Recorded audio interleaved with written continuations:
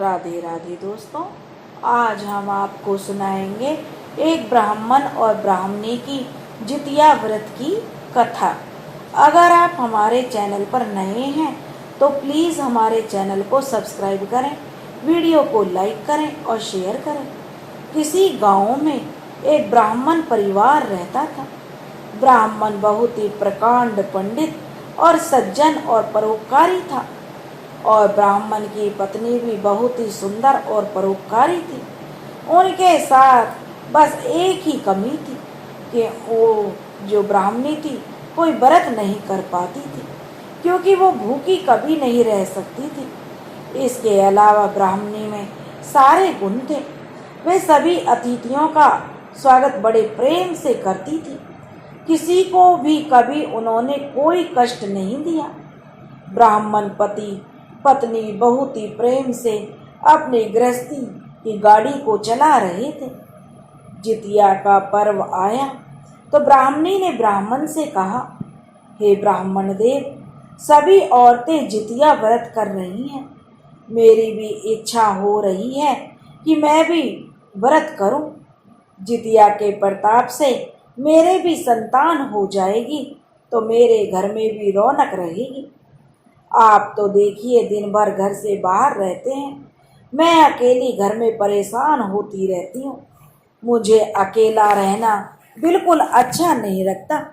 घर में आपकी कृपा मुझे प्राप्त है, परंतु मेरी संतान नहीं है, इसके लिए मुझे जितिया व्रत करना पड़ेगा। ब्राह्मण देव ने कहा कि हे देवी, आप परेशान क्यों हो रही हैं? आपकी भी संतान होगी। ईश्वर सब कुछ समय पर देते हैं। समय से पहले और भाग्य से अधिक कुछ नहीं मिलता, इसलिए आप निश्चिंत रहिए। आवश्यक नहीं है कि इसके लिए आप व्रत ही करें। आप आने जाने वाले अतिथियों की सेवा करती हैं, दुखी मनुष्यों को सुख और प्रसन्नता देती हैं। इससे भी आपको बहुत पुण्य मिलता है।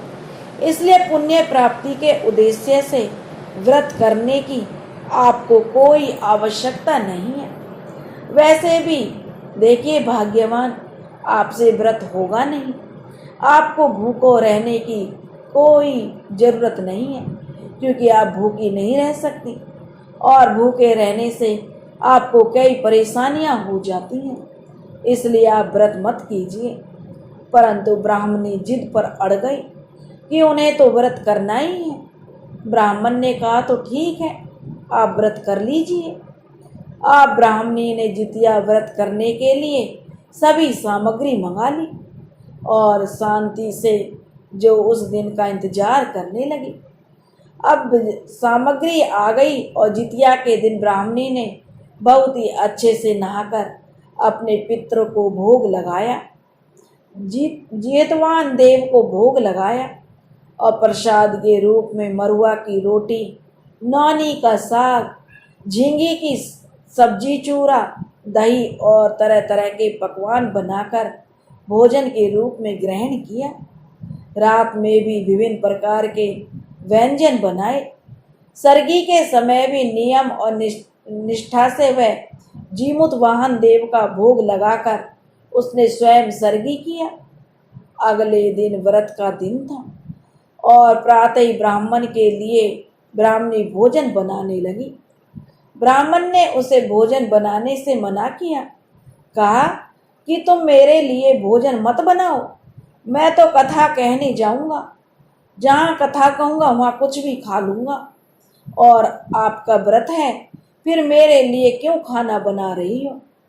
ब्राह्मणी ने कहा, देखिए जी, आपको नहीं पता बाहर आप खाएं या ना खाएं, लेकिन मैं अपने हाथों से आपको खाना खिलाती हूँ तो मुझे बड़ी संतुष्टि मिलती है। ब्राह्मण भी ब्राह्मणी की बात पर मुस्कुराकर चुप हो गया। ब्राह्मणी खाना बनाती रही और ब्राह्मण ने फिर कहा, तो ठीक है भाग्यवान, आप खाना बनाइएगा, लेकिन पहले आइए मैं आपको पूजा करवाकर कथा कह देता हूँ, क्योंकि फिर मुझे जो पूजा में देर हो जाएगी।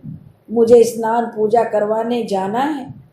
ब्राह्मणी ने कहा, तो क्या हुआ, आप स्नान पूजा करके भोजन कर लीजिए, उसके बाद मुझे कथा कहिएगा। मुझे तो दिन रात आज भूखे ही रहना है। कथा तो मैं कभी भी सुन लूंगी।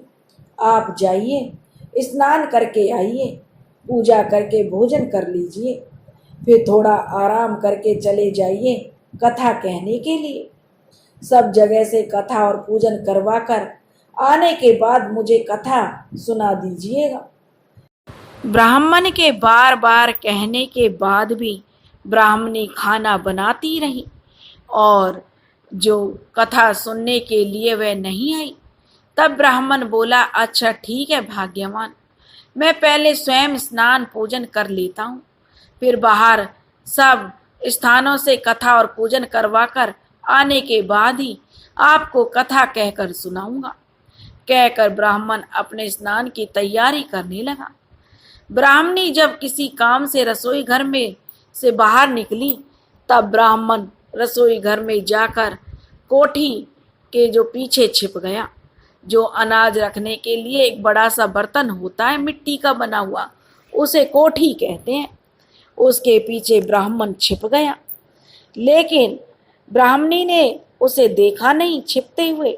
उसने सोचा ब्राह्मणी ने कि ब्राह्मण तो स्नान करने चला गया है, जब तक आएंगे तब तक घर में ही रहेंगे, काफी देर तक मैं भूखी रहूंगी और कुछ खा भी नहीं पाऊंगी। पूजा करवाने तो काफी देरी से जाएंगे, तब तक तो भूख से मेरी हालत खराब हो जाएगी। क्यों ना मैं ब्राह्मण स्नान करके आए उससे पहले ही खाना खा लूं, जल्दी से कुछ खा लूंगी तो ठीक रहूंगी। यह सोचकर ब्राह्मणी बाड़ी में से मैना का पत्ता तोड़ लिया, क्योंकि थाली में खाने पर थाली धोने में समय लगता। भात पक रहा था चूल्हे पर। चढ़ी हांडी में से छानकर भात निकालकर उसने मैना पत्ता में डाल लिया। भात के ऊपर ही एक दिन पहले की बनाई हुई मंगूरी मछली थी, उसको भी उसने ले लिया। डुब्बक भरकर बड़ी पतीली पर डाल लिया।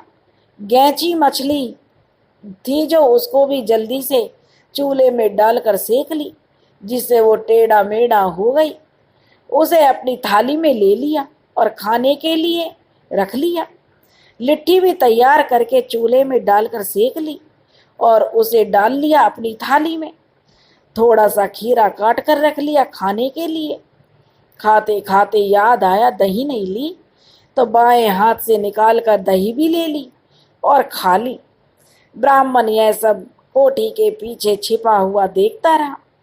जब ब्राह्मणी खाना समाप्त करके उठी और ब्राह्मणी पत्तल फेंकने अपने घर के बाहर बनी वाटिका में गई, तब ब्राह्मण चुपके से निकलकर स्नान करने चले गए। स्नान करके आने के बाद ब्राह्मण ने ब्राह्मणी से कहा, आइए भाग्यवान, आपको कथा कह देता हूँ। ब्राह्मणी कहने लगी, आप पहले पूजा करके भोजन कर लीजिए और सभी को कथा पूजन करवा आइए। सब जगह से कथा और पूजन करवा कर आने के बाद मुझे कथा सुना देना। ब्राह्मण ने कहा, नहीं, मैं सभी को कथा बाद में कह दूंगा और अपना पूजन भी, मैं भोजन भी जो मैं बाद में कर लूँगा, पहले मैं आपको ही कथा सुनाऊंगा। यजमान को कथा और पूजन करवा कर आने में मुझे बहुत देर हो जाएगी, इसलिए आइए मैं आपको कथा सुना देता हूँ, आप कथा सुन लीजिए। ब्राह्मणी ने कहा, ठीक है, आप जिद करते हैं तो मैं पहले ही कथा सुन लेती हूँ। ब्राह्मणी बैठ गई, हाथ में कुश लेकर, और कथा सुनने के लिए कहने लगी। तो ब्राह्मण कथा कहने लगे, मैना पत्ता मैं टकबल भत्ता, चूलई घुसक्का लिट्ठी, ऐचल ऐचल गैची मांगुर की कुट्टी, चुपके ले बड़ी भर डुबक्की, कड़मड़ कीड़ा बाया हाथ दही, तब ना जितिया सही। अब तो यह सुनकर ब्राह्मणी घबरा गई। यह सब तो उन्होंने ही किया है। ब्राह्मण को कैसे पता चला? कहाँ से देखा सब कुछ ब्राह्मण ने? हे भगवान!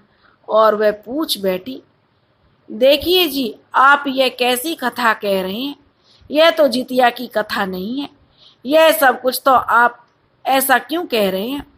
अब ब्राह्मण मुस्कुराकर बोले, मैं तो पहले से ही कह रहा था कि आपसे व्रत नहीं होगा, तो आप जितना पुण्य करती हैं लोगों की भलाई और सेवा करके, बस वही करती रहिए। आप जैसी हैं वैसे ही रहिए भाग्यवान। मुझे ऐसे ही अच्छी लगती हो। किसी को और जैसा बनने का प्रयास मत कीजिए कि कौन क्या कर रहा है। जैसा करती आ रही हो वैसा ही रहो, मुझे खुशी होगी।